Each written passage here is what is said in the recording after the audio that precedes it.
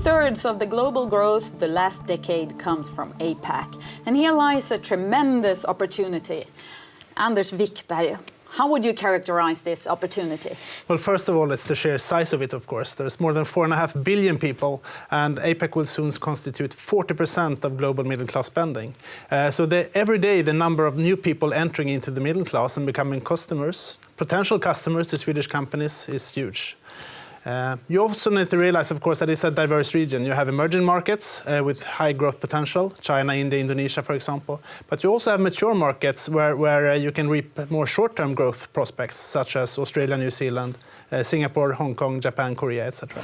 If we have one-liner for Koreans, I have Korean roots myself, it's like they're risk maximizing.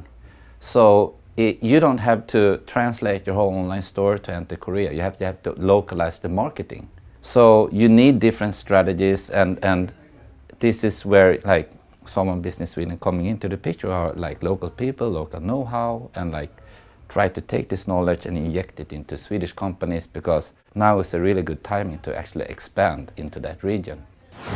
I really embrace what Moonsak is saying here. So how is Swedish companies doing here? Are they bold enough? I don't think they are bold enough. We see a few global consumer companies today really shifting their focus to APAC, setting up operations there. And soon APAC will become their main market. With an approximate population of 4.5 billion people in 2016, APAC accounts for nearly 60% of the world's population. And by the year 2030, APAC's middle-class consumers are estimated to constitute 66% of the global middle class, compared to less than 1/3 10 years ago. And that's the emerging part of the region. But of course, there are more mature parts here. And now we're going to go to Sydney. Australia is the 13th largest economy in the world, and also a world record holder in terms of economic growth. Local population and international visitors pose a potentially addressable market of more than 35 million consumers. We see great potential for Swedish companies to establish and scale their business, both in the analog and the online channel. I think the example from Hannah in Sydney really underlines the diversity of the region. And what holds true there also holds true in mature markets as Singapore, Hong Kong, Japan, Korea. And how do you get on board on this race? And will it be too late?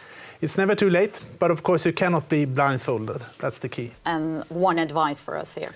Don't just dip your toes, dive right in.